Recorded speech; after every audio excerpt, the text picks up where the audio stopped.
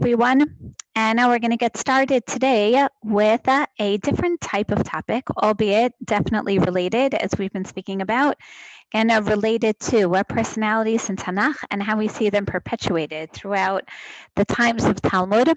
And this time, what we're going to do is to take a look at what I like to call the complementary leadership. Even though we're not going to pay attention to specific characters in the Talmud, what we are going to do is examine not simply individuals, but rather a relationship that we see over the course of the Parshiot of Shemot, definitely even more in Va'era, and coming really to a climax in Parshat Bo, and that's the ideal relationship that we find between siblings. And we're going to see how Chazal look at the siblings, particularly Moshe and Aaron, what I like to call the dynamic duo for all the Batman and Robin fans.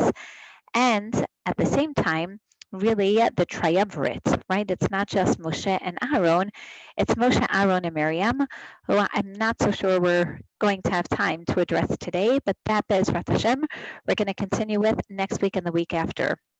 And particularly Miriam, we're going to see what she represents in Chazal, and again, throughout the time periods leading to, and I would even say the understanding of who Miriam is, conservation of personality, which we already began to discuss by the Me'aldot. So again, today our focus is going to be predominantly on Moshe and Aaron as the prototype for positive sibling relationships. And if you think about it, if we go back to Sefer Bereshit, we can't really find any prototype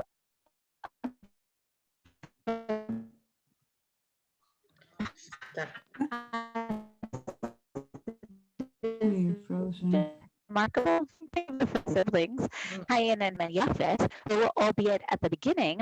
There's a problem with your internet, Johnny. The Teba, but that's why I'm on late. Every time I get into one server, it blocks me out and puts me in the. Yeah. There's a problem with the sound. I've got the gardener using the machines over here, but that's my problem. No, internet. Danny? Yes. I think you're right. I think it's okay, honey, I'm going to try to change. It's been going in and out, so let me know if this is better. Okay. Not good. We don't hear you. You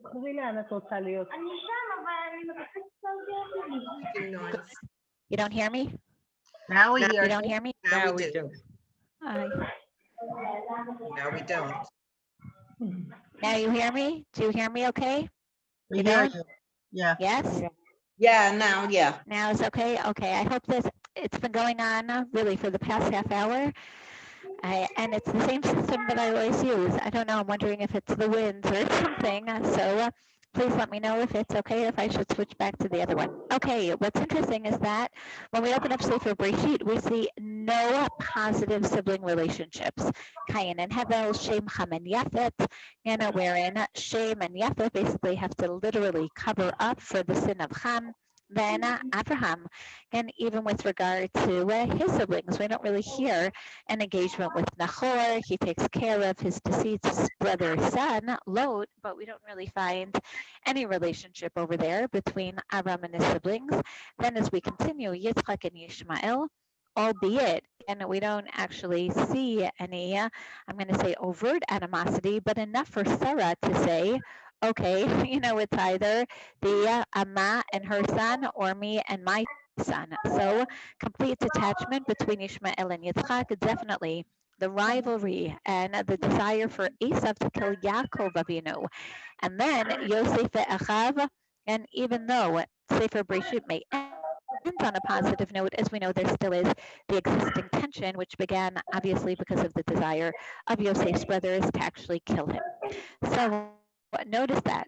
So all of a sudden we open up Sefer Shemot, and the reason why we're going to be exploring this is not only because as parents, but also as even looking around at society, how and what are Chazal going to say about this relationship, right? Not only with regard to its development, but what does that mean for two brothers to get along?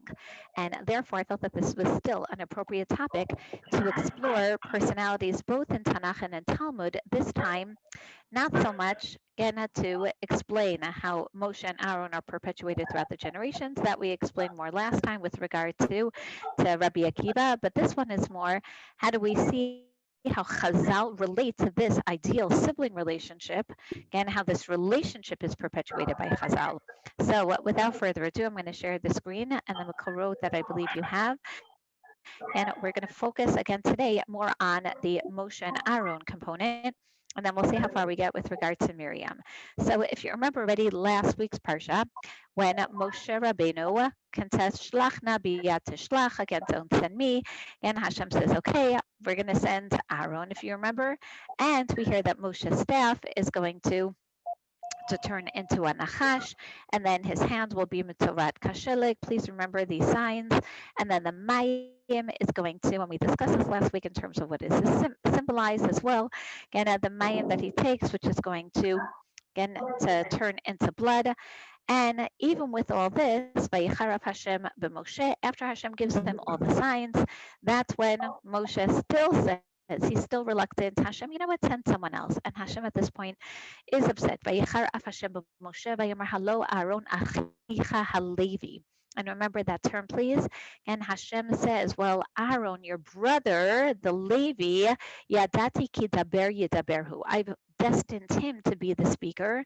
V'gam hine hu yotze lekvatecha v'racha b'samach b'libo. And he's coming out to greet him, and he's happy in his heart. V'dibarta elav v'samt et hadvarim b'fiv v'anochi eya impicha v'impihu. And he says, you're going to be the one, again, I will speak to you, you will speak to Aaron, and I will be with your mouth and his mouth, and I will basically tell both of you what you're going to do. So Hashem then, again, on one hand says, Aaron will be the speaker, Aaron is happy to meet you. You're going to have some joint responsibilities, but some individual ones. Here we see it. El Ha'am. In other words, Moshe, I'll speak to you, you'll speak to him, he'll speak to the people. V'haya hu yalacha lepeh. He'll be the spokesperson for you. Batatia lo lelokim. Like a very, elite person, you're going to be the Elokim, which we know is used in Tanakh various times for a person of power. You're going to be the dignitary, and he'll be your spokesperson. That tamateh hazeh, almost like the, dover rosh memshala and the rosh memshala. That tamateh hazeh tikach biyadecha asher taseh bo et haotot. And Hashem already tells him, you're going to be the one apparently to perform all the signs that Hashem had hitherto given him after requesting permission from Yitro to return to Mitzrayim. Vayamar Hashem al Aaron, lech likvat Moshe hamidbara, vayelech beipkesheo bahar elokim. Hashem tells Aaron, and our senses simultaneously says, go greet Moshe in the midbar, and he goes and he greets him by Har Elokim, by the same area of the Sneh, vayishaklo, and he's going to kiss him, and we haven't seen a kiss in a very long time. Anyone remember the last kiss? We've seen. So Yafe Ma'od. Again, we Yafe, meaning Kol HaKavod, Mitzuyan Sarah, because we saw hugs, right? Yosef hugs Binyamin, cries over Binyamin. The last kiss was the Yaakov Esav. Do you remember there? It says Vayishakehu, and there are little dots above, above the word. And Chazal explained that when Yaakov was reunited with Esav, Esav actually came to bite him, right, under the pretense of a kiss. And this time it's a real kiss. Again, Aaron kisses Moshe, and then Moshe tells Aaron everything that Hashem had sent, all the otot. Vayelech Moshe va'Aaron, and then Moshe and Aaron go together.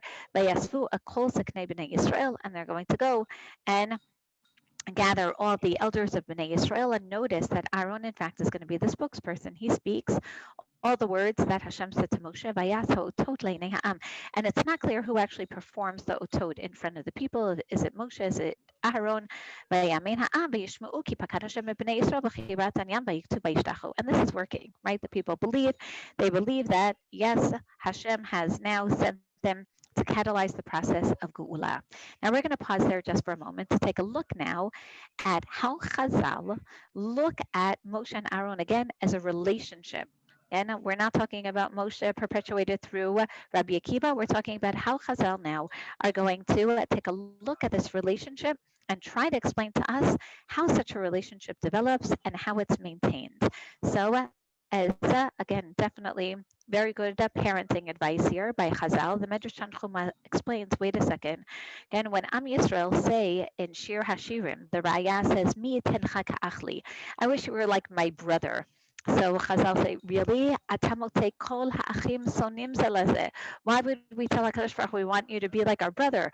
All the brothers that we know in Tanakh hate each other. Again, why would we compare our relationship to this? So indeed, Chazal say, Be'eza ach amro Yisrael HaKadosh Baruch Hu. No.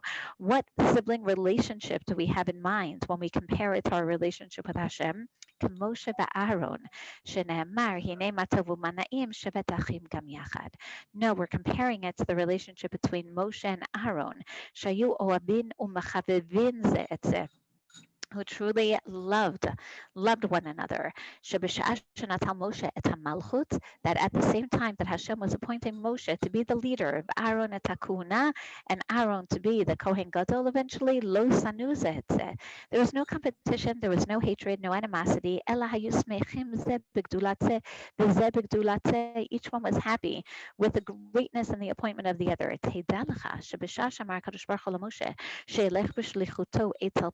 And know that at that same time that Hashem was telling Moshe that he's going to be the one to appear before Paro, and Moshe Rabbeinu says, you know what? Send someone else. Shlachna biad, send a different shaliach. Atasavur. Do you really think that Moshe didn't want to go ahead and bring Geula to Am Yisrael? Oh, well, that's not his reluctance. Rather, what's holding him back is the kavod, the respect that he wants to give his brother Aaron. Amar Moshe, Hashem, you know, for the past 80 years, my brother was really the leader of Am Yisrael. How many brothers say this, right? And say, I don't know, it's really awkward, right?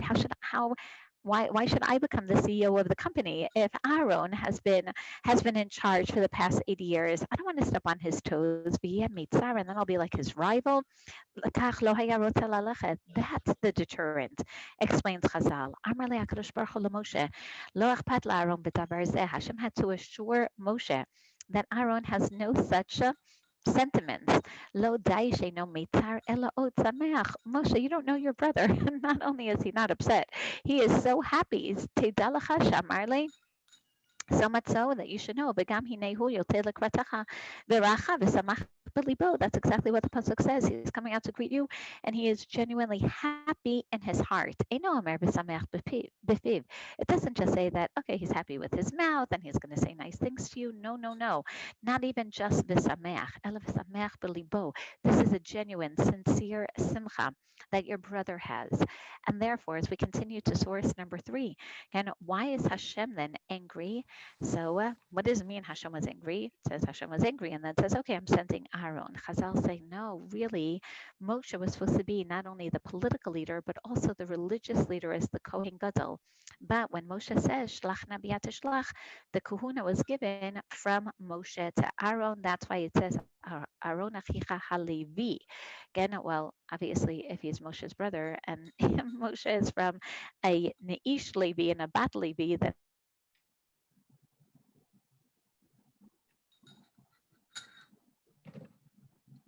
We can't hear.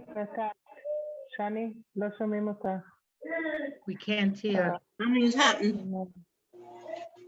Hold on, let me try to call her. Mm.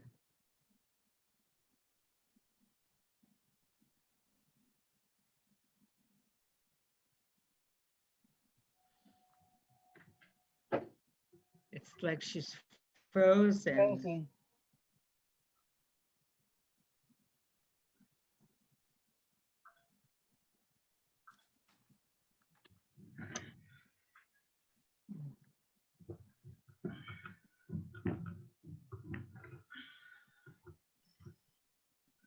Okay.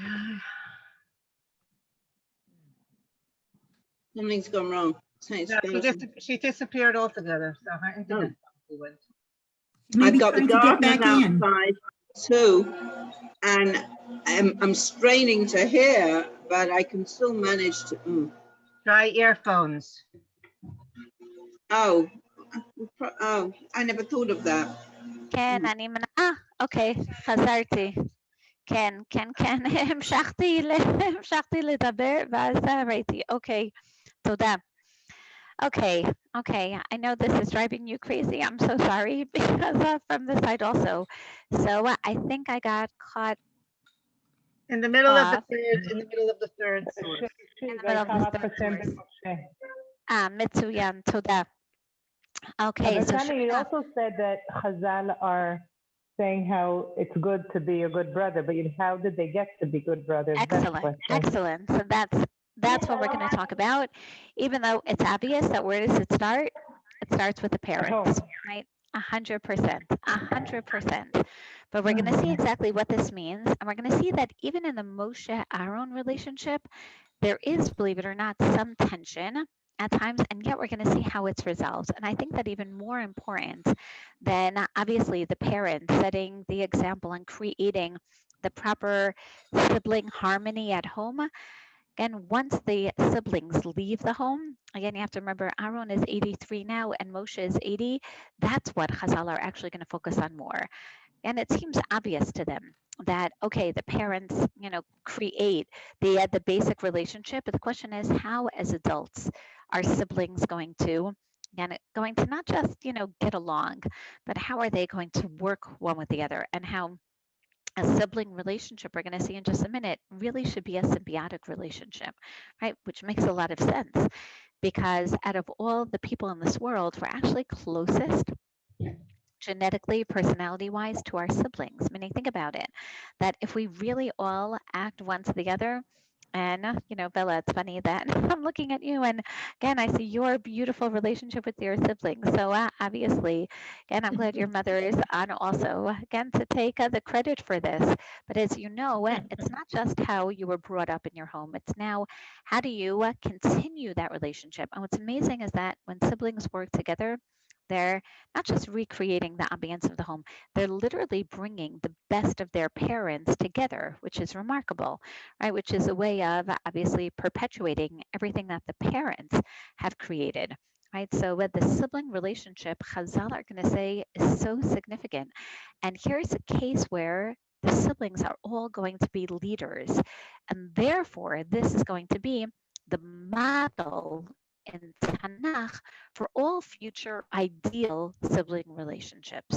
So what we're going to take a look and appreciate, can we not go just, back okay, just to one be honest, and well, if you want to please. go back to the beginning of the sibling relationship when Moshe is born, and at the beginning when it says that that Batya opened the teva, and it says there specifically, Batir'ena et hayeled v'hi na'ar bocheh, and the Midrash says that the na'ar is Aharon, who's also sitting on the hook, and he's crying for his brother because he doesn't know what's going to happen to him. So the Yachid of the brothers begin even at the birth of Moshe. Maxim. Beautiful. Maxim, Sarah. Also, but it's a question. So what does it mean about Abraham and Sarah and Yaakov and Rachel and Leah? What does it mean about Yitzchak and Rivka? With regard to Miriam responsible for having her parents come back. Chazal don't necessarily talk about what we would think is the obvious, the way that you started. Why don't Chazal talk so much about, okay, the way that Amram and Yocheved brought them up? I think exactly for that reason, that again, because then you're going to think Amram and Yocheved did it right, and then Amram and Sarah did it wrong. And Yitzchak and Rivka, it's one thing to say that, okay, there were two wives, so they're really half siblings. But what are you going to say about Adam and Chava? What are you going to say? So Adam and Chava, Chazal actually do criticize, but what are you going to say about Yitzchak and Rivka? So indeed, there are Parshanim that criticize their mode of chinuch and education. But in Chazal itself, you don't necessarily find that. Correct. Right. So it's interesting. So that's more later Parshanim. Is that interesting? And the Gemara itself, you're not going to find critique on the raising of the children, but you will hear once again about the relationship, between Yaakov and Esav as adults. I think part of that is exactly for this reason, because we know that it starts at home, but the real challenges are going to present themselves once they leave the home, right? It's not, it reminds me of, all the children when they don't get along saying, okay, Ima, I wish he wasn't my brother. They say, okay, but he is. So you have to get along and you have to love one another. And don't worry, one day when you're adults, you'll really appreciate, you're going to be best friends with your sister, right? You're going to, and that's exactly it. In the home, to a certain degree, it makes sense that the siblings will be close and ideally, again, and a lot has to do, of course, with the harmony that's established in the home. The real challenge, though, is what happens when they leave the home. So that's what Chazal are going to focus on, because it really is rare. This is the not only the ideal relationship, but the only positive sibling relationship that we find in all of Chamisha Chumshei Torah. Again, later on in the stories of, of Nevi'im, you're going to hear about the Achei Tzruya, the brothers of Tzruya, who helped David together. Again, they're always going to protect one another. But in Chamisha Chumshei Torah, this is it. You're not going to find, again, another positive one. So let's focus on this, and then we're going to see, again, more ideas with regard to Chazal. A beautiful, beautiful terminology that's used here in source number 4 in Shmot Rabbah by Yishaklo. Ein anu yodim lemi chalak hakadosh baruch hu kavod im Aaron im Moshe. In other words, Chazal say in the pasuk where it says that Aaron comes vayishaklo and he kisses him, we don't know. Does Moshe kiss Aaron? Does Aaron kiss Moshe? In other words, they're unidentifiable pronouns. Yesh omrim la'Aaron shaya b'Mitzrayim u'mnabe lahem liYisrael she'atid hakadosh baruch hu legolotam. Some say that it was that Aaron, and in fact, who was the Nabi for Am Yisrael, and Hashem chalak lo kavod kedei she'yavo Moshe v'ye'ir al dvarav. That by appointing Moshe, it was actually greater honor for Aaron, because Aaron kept talking about how Hashem is going to bring Geula. All of a sudden, Moshe comes with these miraculous signs and corroborates everything that Aaron says. Yeshmrim Moshe kedei she'yavo Moshe v'yaminu lidvarav. And some say that no, that Aaron again is bringing kavod to Moshe. Kedei she'yavo Moshe v'yaminu lidvarav. Yeah, that's why Aaron will accompany Moshe, and they'll lead what Moshe has to say, because Aaron has been the leader. So again, what does this mean? And how can Hashem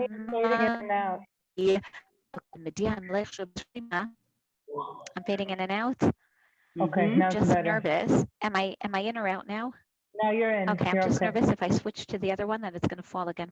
Okay, No, it's Rihanna. I apologize. Again, it's something that's been happening this morning. Something phenomenal that the Midrash tells us. That when Hashem told Moshe, go back to Mitzrayim, at that very moment, Hashem was also speaking to Aaron. Right? There was, a split wire, so to speak. Moshe heard Lech Shuv Mitzrayim. Aaron hears at exactly the same time Lech Lekrat Moshe Hamidbara, and then they come together. Right? Have yarim ha'el b'kolo niflaot. Just as we know, Hashem can perform wonders, like by Har Sinai, Shamar v'Zachor b'dibor echad nemru. Vayelach b'ipkesheu b'har Elokim vayishaklo. Hadu d'chtiv. Chazal say, what is this kiss? What does it mean? Why does the Torah to tell us that Moshe and Aaron kissed each other? Because in Tehillim, you're going to find chesed ve'emet nifgashu. Kindness and truth meet. Tzedek v'shalom nashaku. One of my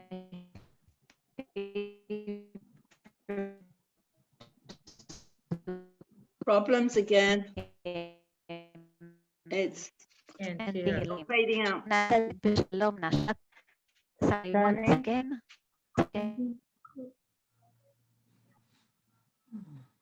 Hello? Out. עכשיו, שני? I keep going back and forth. Can you hear זה me? יותר גרוע. עכשיו יותר טוב? יותר גרוע. לא, עכשיו יותר טוב. היי! יותר טוב? Not יותר טוב? Now it's okay. Can you hear me? Yeah. Now it's okay. תחזרי על Okay. החסד. Okay. Let's hope. באמת נפגש Chesed, אצל that's very true, chesed, מצוין, תודה. One of my favorite psukim in Tehillim, chesed ve'emet nefgashu, kindness and truth meet, tzedek v'shalom nashaku, justice and peace kiss. Chazal say, chesed is Aaron. You know, tumecho v'urecha li'ish chasidecha, again referring to the tribe of Levi, ve'emet ze Moshe, shenamar b'cho beiti ne'emanhu. So chesed ve'emet nefgashu. Moshe and Aaron met, bringing the values and the midot of chesed and emet together. But even more than that, tzedek v'shalom nashaku. Tzedek is represented by Moshe, who always sitkat Hashem asa, who always performs the will of God. V'shalom ze Aaron, who, as we know, ohev shalom, rodev shalom, v'shalom u'v'mishor halachiti nashaku. And they were able to kiss. In other words, these two midot, they each represented something very unique. And as we know, this is what we call complementary leadership. What are Chazal basically telling us then about siblings? Siblings each are going to have their own strength. It shouldn't be that the younger sibling should be like the older sibling. On the contrary, especially when you look at, in most families, the first two children, you'll find that the second is very different than the first, because almost as if they look at the first and say, I have to develop my own personality. And that's exactly what Chazal are telling us here. Aaron was more the chesed person, and he's more the shalom person, whereas Moshe is the tzedek. He is going to be the emet, and we need both of them. And this is what we're going to take a look at now with regard to their symbiotic relationship. Again, these are all statements of Chazal. So we're talking about now how in the tkufa of the Talmud are Chazal looking back at this Tanakh relationship. Shnei Shadayach, back to Shir Hashirim. Again, wherein the Dod compares the greatest of the Ra'ayah to two perfectly aligned Shadayim, two perfectly aligned breasts. Chazal say that's Moshe and Aharon, or Aharon and Moshe, because Moshe, what does it mean they're perfectly aligned? Moshe isn't greater than Aaron, and Aaron isn't greater than Moshe. Below Aaron gadol mi Moshe b'Torah, and that's why Hashem asher asa et Moshe ve'et Aaron. We're going to hear that the two, Hashem made them both great, right? It's not like one was greater than the other, even if you can argue that, what do you mean? Moshe was the leader and Aaron was the Kohen Gadol. No, but they're both great, which teaches us, and back to the ideas of what comes from home, that a parent obviously should not have a model for greatness, right? Rather recognize each talent. And yes, Chazal do speak about this with regard to Yaakov and Esav, that they were trying to, as you know, the famous Rav Hirsch, that the parents were trying to educate them both in a similar manner. And the point is not to, but rather to appreciate they can both be great. One can be a great doctor and the other can be a great lawyer. Each one. And certainly with regard to their particular character traits. Again, back to Shir Hashirim, where we found this, again, a brotherly relationship. So Chazal, again, are saying, why would we ever compare a relationship to Hashem as brothers? Because when you look at Moshe and Aaron, it really does teach you a lot. For example, Navu l'chayayich b'tovim. Again, the Dod looks at Bnei Israel, looks at the Ra'ayah, and says, wow, how beautiful are your cheeks. They're like doves. So again, Chazal say, again, who looks alike, right? What does it mean? Baturim b'shnei ta'arei means that, wow, they each look alike, each one of the cheeks. What does that mean? Say Chazal, yes, Hashem is looking at our two different sides, our two ta'arim, who are like the two achim. Which achim? Which sides does Hashem see in Bnei Israel? The Moshe and Aaron side. Shetoaran tova al zeh. And their looks literally complement one another. And what's interesting is that, as you know, the Torah goes out of its way to talk about the Yaakov look and the Esav look, right? They were, albeit twins, they were as fraternal as could be. Right, such different looks. One is smooth, the other is hairy.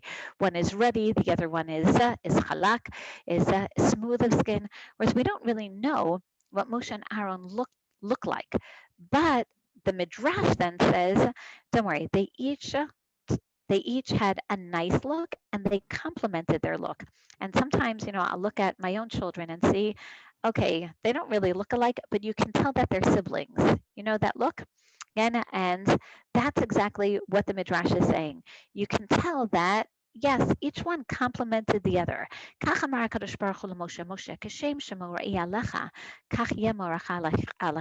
not just about your look, your toar, It's also about your mora, literally the fear. Just as, again, my fear is upon you, so too your fear will be upon your brother Aaron. והוא לא עשה כן, אלא וילך משה ואהרון וישבו כל זקני בני ישראל וידבר אהרון את כל הדברים. Meaning, Moshe did not go out of his way to assert his authority over Aharon, his older brother. Rather, they went together. Hekish ktafo lektafo. And they went literally shoulder to shoulder. Shadayin haya sameach ze b'gdulato shel ze, v'ze b'gdulato shel ze. Because they were genuinely happy one for the other. But wait, we open up, again, as we know, next week's parsha, Parshat Bo, and there it's going to say, Vaydaber Hashem el Moshe ve'el Aaron be'eretz Mitzrayim. The entire time Hashem speaks to Moshe.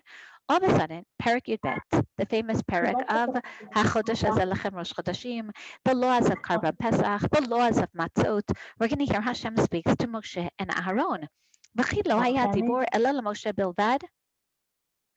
שני, את יכולה טיפה להזיז את המיקרופון מהפה? טיפה רק להזיז את זה רחוק יותר. כי שומעים. אעשה את זה ככה.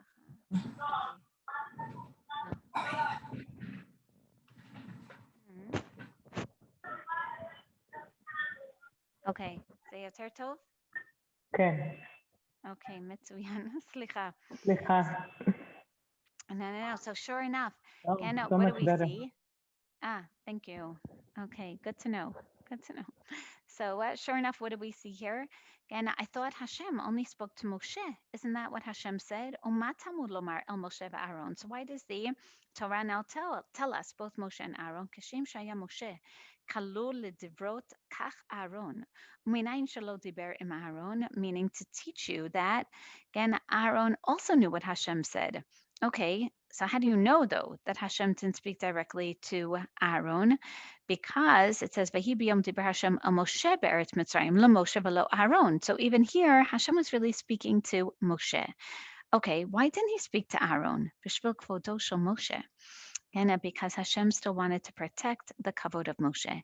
Imkein nimseit mima'it kavod Aaron. How about the kavod of Aaron? Lo sheshnehem shavim. Not to worry. Again, in other words, Hashem also got involved to make sure that their kavod was each protected. Again, a beautiful idea over here. So in the case of Moshe and Aaron, again, it started from them. They respected one another, and then Hashem then would go out, would make sure that this same beautiful relationship was maintained. And now we see this also in source number 8 when Rabbi Yishmael says, wait, so each time that it says, Dabru el koladat Yisrael, does that mean both of them spoke? Here's the opposite. I thought Aaron is the speaker, so why Dabru? Moshe would speak and Aaron would sit there, again, with his ear outstretched, listening to every word in fear. And therefore, when he paid such close attention to everything Moshe said, that it's as if he heard this directly from Hashem as well. And again, Rabbi Achi bar Rabbi Yoshaya asks, wait, but how about the speaking? I get the hearing. How about the speaking? Don't we know that Aaron is supposed to be the speaker? Ela kevan shemoshe medaber haya Aaron mimino, Elazar mismolo, Itamar mimino shel Aaron, v'adibur yotze mibenehem ki ilu shnehem medabrim. Beautiful, beautiful terminology, which I think is magnificent. That what do we find when Moshe would speak, and not just in Mitzrayim, when Moshe would speak, again, the words of Torah throughout history, again, this is after the death of Nadab and Abihu, Elazar was on his left, Itamar was on his right, again, of Aaron.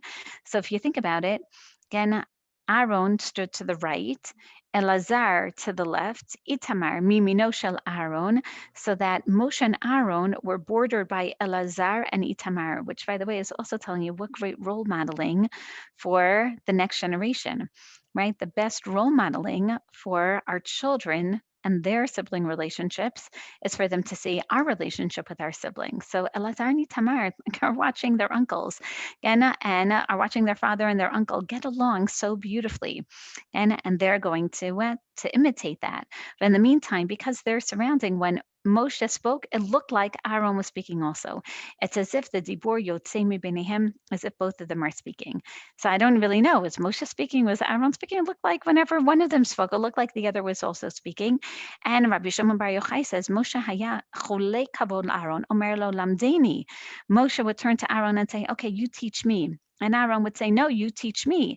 And then Hadibur yotzei mibenehem ki'ilu shnehem medabrim. Again, Hashem would come and basically appear right in between as if they're both speaking. And that's why the Netziv explains, again, who actually performed the otot. He says, well, the subject is Moshe. Again, just as Hashem told Moshe, you're going to be the doer, you're going to perform the otot, afilu ksheyeh Aaron imo. Again, even when Aaron is with him. Again, showing us that they're going to work in tandem one with the other. But this is really where we see the primary idea behind the whole shiur.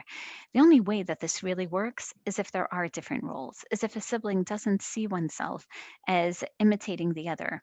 And therefore, even though they have the same goals, speaking, again, delivering the messages of HaKadosh Baruch Hu to the people, again, instilling faith within the people, they have the same goals, but different roles. And as we know, Moshe, throughout history, is always going to represent the intermediary between Hashem and the people. In other words, he's Hashem's messenger to the people, whereas Aaron is the people's messenger to Hashem, our representative to God. Again, where do we see this? Again, back into the Talmudic Mishnaic and Talmudic times, Nigmar Hadin, in Rashai Livtzoa, Rav Elazar ben Nosha, Rabbi Yossi Aglili Omer, Kol HaMivatzea Harei Zachotei. Again, meaning once there's already a judgment, basically you can't go against the judgment. And who came to establish what judgment was? Moshe, right? Yaakov Hadin Tahar. But Aaron, after there was judgment, what would he do? Haya oseh shalom ben adam l'chaveiro. And Moshe was the one to exact the judgment. This is what you have to do. Again, you can't change it. You owe him, 100 shekel.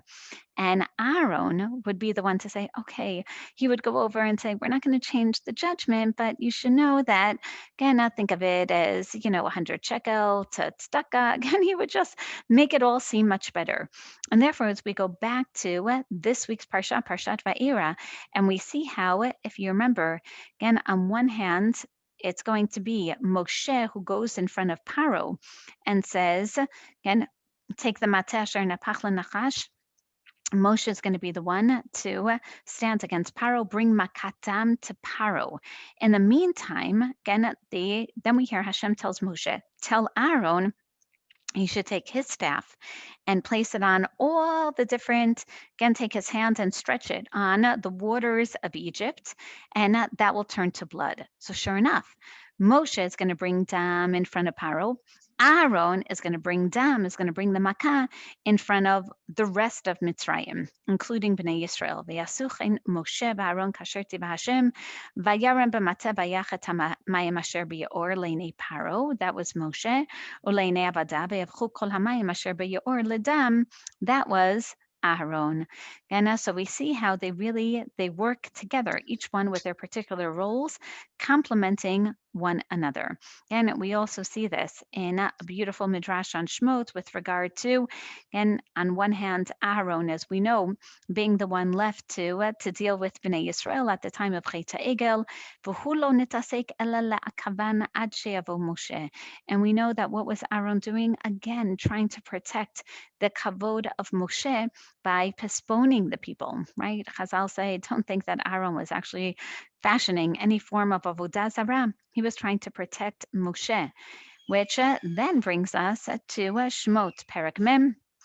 Again, the construction of the Mishkan, where we hear something beautiful as well. It's going to be Moshe who constructs the Mishkan. Vayakam Moshe. Moshe is going to be the one to inaugurate the Mishkan at the end of Sefer Shmot for Hashem. But then at the same time, we're told in Vayikra, Prakim Chet and Tet, at the same time, again, he's going to dress Aaron, consecrate Aaron and his children, and Aaron is going to go and inaugurate the Mizbeach for Bnei Yisrael. So again, these complementary roles. Moshe is in charge of the Din, the Tzedek, the Mishpat, representing Hashem to the people. Aaron is going to dedicate the Mishkan for the sake of Bnei Yisrael. And that's why in Perek Tet, it's so beautiful that they both come at the same time and they bless Am Yisrael because they were each participants in the actual dedication of the Mishkan. But now, as we said, the real test is going to be in a moment of crisis. Again, and why do I say in a moment of crisis? Because as we continue, again, we know that Aaron's sons, Nadav and Abihu, are going to die at that same time.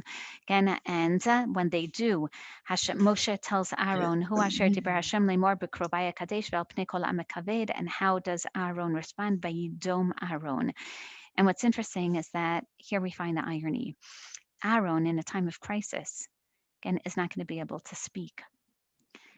But he's supposed to be the speaker. Do you remember? Moshe is the kvad peh, and Aaron is supposed to be the speaker. But the Torah tells us he can't speak anymore. He's traumatized by the death of his sons. But there are two more times that we're going to see Aaron opening up his mouth, and that's it. Throughout the rest of Chamisha Chomshei Torah. One is going to be in the story of Miriam that we're going to revisit next week, Be'ezrat Hashem. Or in 2 weeks, I'm deliberating again, and you'll see why. Again, maybe wait till we get to Parshat B'Shalach and see the leadership of Miriam in song and dance. But in the meantime, we know that when she contracts Sara'at for speaking against Moshe, and we'll examine that story also, and how remarkable that story is. And because that seems to put the sibling relationship in complete disarray, in total chaos. Again, but it's Aaron who screams to Moshe, "Bi Adoni, al na tashit aleinu chatat asher no'alnu b'asher chatanu, al na ti kamet asher b'teito mirachamimo v'yachal chati b'saro." He turns to Moshe, Aaron, who's been silent again since the death of his sons, and he screams down. He says, "I can't take it anymore, right? I can't see any more of our family relatives killed. Come on, Moshe." And how can you stand by idly and watch half of your flesh just die in front of you? And sure enough, Vayitzak Moshe el Hashem lemor el na refan Allah. The next crisis where Aaron is going to speak again is with Moshe at the time of his cousin, Korach, who rebels against the leadership of Moshe and Aaron. And yet with all this, they turn to Hashem and they say, you have to remember that there are Kohanim again, and Leviim who are arguing at this point. So again, Moshe and Aaron here together scream. Aaron breaks his silence when he's dealt with a crisis of family members potentially dying. And that's exactly what Aaron symbolizes.